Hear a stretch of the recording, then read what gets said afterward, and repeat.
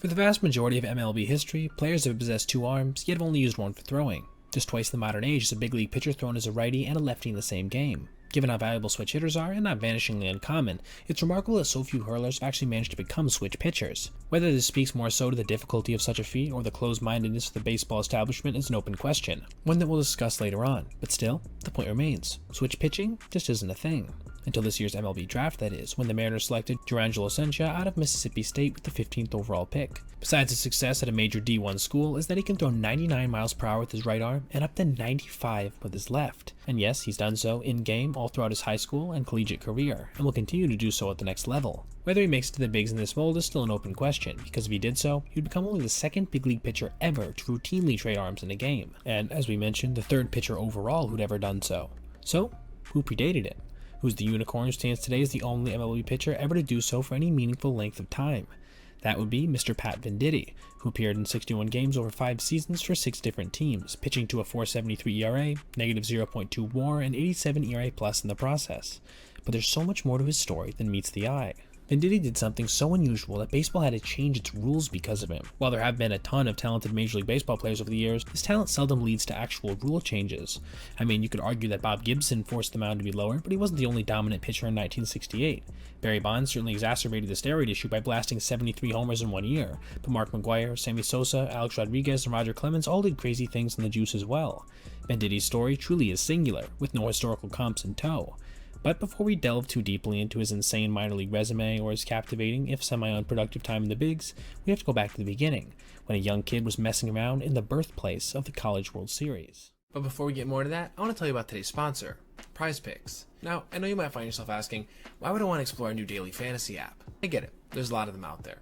But with Prize Picks, there's a couple notable differences between them and the other players in the space that, in my opinion, separate them fundamentally. Prize Picks is the only daily fantasy app that has an injury insurance policy. So, if one of your picks has to leave early, you still have a lineup that's live. For example, if a player is to leave in the first half of a game and doesn't return, your picks are still kept active. Prize Picks has the option for a flex play, which means even if you don't get all of your picks right, you can still cash out. On top of that, if you decide you want to cash out, you can get your money in as short as 15 minutes. As you can see, I'm customizing my lineup here for Game 5 of the World Series, choosing Freddie Freeman for more than 1.5 total bases. I do think he's going to stay hot. Juan Soto for more than 1.5 total bases. I think he's going to be huge in this game for the New York Yankees if they end up winning, or honestly, even if it's close. And then I'm choosing Max Muncy for more than 0.5 total bases. He was way too hot coming into this series not to have at least one decent game. And my last pick is that Jack Flaherty and Garrett Cole combined are going to allow more than 0.5 first inning runs. I don't know who's going to give up this run, but I do think that in that first inning, one of these teams is going to come out swinging. Feel free to come back to this video and comment on the eventual outcome if this ends up hitting or failing ridiculously. Regardless, if you download the app today and use code MTC, you can get $50 instantly after you play your first $5 lineup. Again, that's code MTC after you download the Prize Picks app for $50 instantly after you submit your first $5 lineup. Prize Picks. Run your game. Now, back to our video. Pat Venditti's dad grew up 6 blocks from the historic Johnny Rosenblatt Stadium, where during the College World Series he worked as a bat boy. He obviously loved baseball, so when his son was born, the family's backyard became something of an elite training facility. A 70-foot batting cage was installed with a pitching machine procured from Creighton's coach and future Cubs GM Jim Hendry. A radar gun was obtained from the University of Tennessee as well. Then, when Pat was 3 years old, the experiment began. The little tyke would gain any competitive advantage he could. This brought his father to an interesting thought. Why couldn't his son learn to throw with both arms? He was a natural righty, but what was stopping him from throwing lefty too, like many switch hitters do in their youth? They started with the football, both throwing it and kicking it from a tee and as a punter. Kicking with your off foot isn't easy. Just try and see if you can stay upright. One big advantage was that Pat was homeschooled until 8th grade, meaning he had the flexibility to work out with his dad during the day in ways other boys couldn't. An early version of what would occur later in his career happened the first time that Venditti took the mound in Little League. He had to bring 2 gloves with him so he could switch them out when he transferred from one arm to the other. This meant that he had to leave one glove on the ground behind the mound when he pitched. The umpire took one look and said that he couldn't leave a glove on the field, for obvious reasons. So, Pat's dad traced his hands on a piece of paper and then faxed it to Mizuno in Japan so he could get a custom-made glove for Pat, one with 6 finger slots so he could easily switch back and forth. Pat's dad had to go to San Francisco to pick it up, but it ended up certainly being worth it. Venditti used custom Mizuno gloves for the rest of his baseball career. He went 15-4 as a high school senior but wasn't drafted, largely due to his lack of overpowering stuff from either side. The best offer he got was to walk on at Creighton, but his coach made him throw right-handed his freshman year out of, quote, respect for the game. By his sophomore year, Venditti was finally pitching with both arms, and he began to dominate, striking out 11.7 per 9 innings over 22 games. In his junior year, he saw his stock soar, throwing 43 2/3 scoreless innings in a row and fanning a total of 99 over 95 1/3 innings. The Yankees drafted him in the 45th round, but Venditti didn't sign, opting to return to Creighton so he could continue to build up velo, especially from the left side. The move worked because, after his senior year, the Yankees drafted him again, this time in the 20th round of the 2008 draft. Right after he signed, Venditti made baseball history in his very first professional game. Why exactly? Well, it was the bottom of the ninth, with the Brooklyn Cyclones leading 7-2. After Pat got 2 quick outs, switch hitter Ralph Enriquez strode to the plate. What ensued following was more vaudeville than mudville, according to the New York Times. Enriquez started off hitting from the right side, so Venditti switched to his right. Then the switch hitter hopped back across home plate to become a lefty.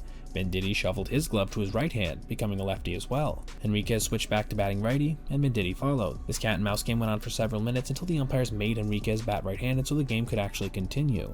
With Pat now pitching as a righty, Enriquez struck out on 4 pitches. After the game, Professional Baseball Umpire Corporation put forth a new rule, called the Venditti Rule. Any switch pitcher must commit to which arm he's throwing with before the batter comes up to the plate. Then the batter can adjust. Each side may switch once, and only once per AB. No more minutes-long delays. Venditti made history, but unfortunately he wouldn't make a Major League roster for 8 more years.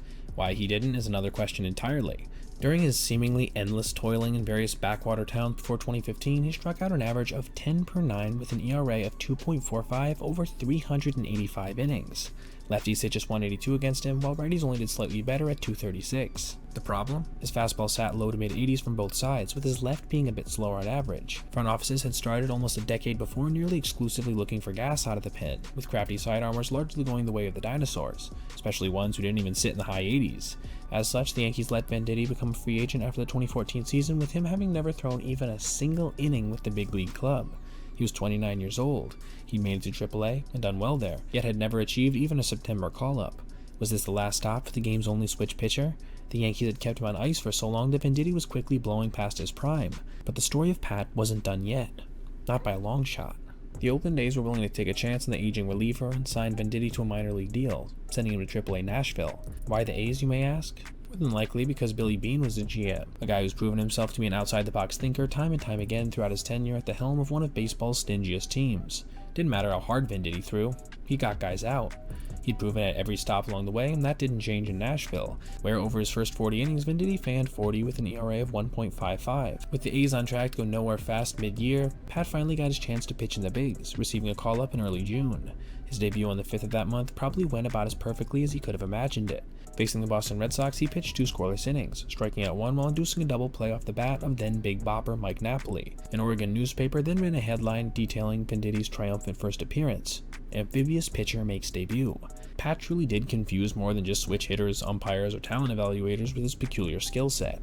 He went on to appear in 26 games for the A's, going 2-2 with an ERA of 4.40. He gave up only 6.9 hits per 9 while fanning 7.2. He even managed to register an at-bat, hitting lefty and striking out after fouling off a couple pitches. It wasn't the most star-studded debut, but it proved he had something to offer major league clubs in the pen. Despite those promising numbers, the A's waived Venditti at the end of the season. He was picked up by the Toronto Blue Jays this time, again set to start the year at AAA. It was in spring training he would go through another rule controversy, facing off another switch hitter when he seemed to incorrectly indicate which hand he was going to throw with. Everything was sorted after a couple of minutes, but it again served as another reminder that Pat, and what he could do with his arms, was truly unique. He managed to impress the Blue Jays brass enough in spring to make the team to start the year, and pitched a perfect inning in his first appearance. But this was followed by several poor outings, which ended up resulting in a demotion on April 26th. He came back for 2 games in May, another in June, and then got traded to Seattle in August, where he appeared in 7 games. All the while, in AAA, he was still dominating. He fanned 13.9 per 9 innings during his various stops on both coasts, but in the majors that year, in 22 innings, he posted a near 6 ERA. He was becoming the classic quad A player, too good for AAA, and not quite good enough to stick in the majors. During spring training 2017, the Mariners traded Venditti to the Phillies, who kept him in AAA for the entire season at Lehigh Valley, and again, Venditti excelled, with a 9-5 record and an ERA of 3.36. He again struck out over 9 per 9 even while pitching in a hitter-friendly league.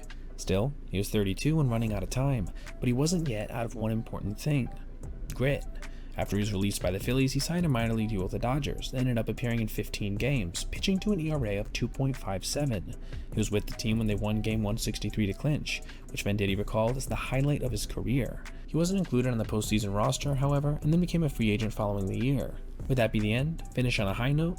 Nope. Venditti signed a contract with the Giants and then spent all but 2 games in AAA. Again, he excelled there to the tune of a 6-2 record with an ERA of 2.85, but that still didn't translate to any kind of meaningful time in the big leagues. Still, he wasn't done. In 2020, before COVID, he signed with the Marlins, then tossed 4 1/3 scoreless innings before pulling an oblique and missing the rest of the shortened season, in what would have more than likely been his only full MLB campaign. Sadly, he went on to retire quietly over that ensuing off-season.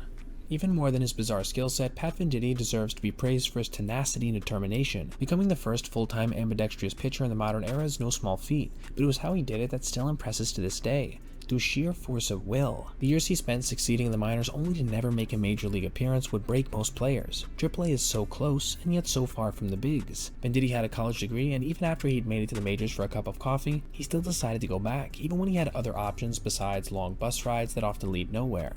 Looking back, it's undoubtable that he had been long underrated as a result of his freak sidearmer status, and this tripled his chances as he climbed the minor league ladder. Yeah, maybe he had a career 2.57 ERA on the small club with over 10 Ks per 9, but the way he was doing it just wasn't what MLB GMs were looking for. His stuff was just a bit too soft, and by the time he made his MLB debut as a 30-year-old, it had only gotten softer. Who knows if he'd been given a chance as a spry 25 to 27-year-old if he would have been able to carve himself out a role in someone's bullpen, but I guess now, we'll really never know. Baseball likes to look at players a certain way, despite the many examples of great players who didn't fit the bill. Take Jose Altuve. When he was signed by the Astros, no one thought much of him. He rarely even got in the field during the Venezuelan Summer League, because the scouts thought he was too small. But when he did, he hit .360, and made plays all over the field. Still, the Astros were hesitant to bring him stateside. He almost never made it out of Venezuela because of his short stature. The same is true with Darren O'Day, a fellow sidearmer. He was cut from the University of Florida team after trying out as a walk-on, and then pitched in an adult league back home in his hometown of Jacksonville. It was then that he started throwing sidearm, and then submarine, and went on to make the UF team the next year. Then, despite dominating there, he went undrafted in 2006 and decided to head to medical school. He had a 3-year window to accept his spot to become a doctor, but right before he was set to depart, he decided to give pro ball a try. Only one scout urged the Angels to sign him as an undrafted free agent deal, with almost no one making it to the big leagues that way. 2 years later, however, O'Day was in the majors, where he stayed until 2022, earning over $50 million in the process and posting one of the best relief careers in Major League Baseball history. Seriously, go look up some O'Day numbers. Your jaw will drop. Guaranteed. Altuve was too small, O'Day threw submarine, and Venditti pitched with both arms. All three almost missed out on MLB careers because of bias and groupthink. They were overlooked and barely made it. Sadly for Venditti, he was easily the hardest hit by the stigmas, resulting in him appearing in the equivalent of just one season's worth of Major League games over the course of a 12-year career in Associated Ball. One thing he undoubtedly did, however, is pave the way for guys like Durangelo, which is, in and of itself, a hell of a feat that deserves some celebration. And that's what we hope we were able to do here at MTC in our own small way. Now, thank you for watching. We hope you enjoyed today's video, and if you did so, please consider liking and subscribing, and checking out this playlist for other essay content just like this. Have a great rest of your day, everybody.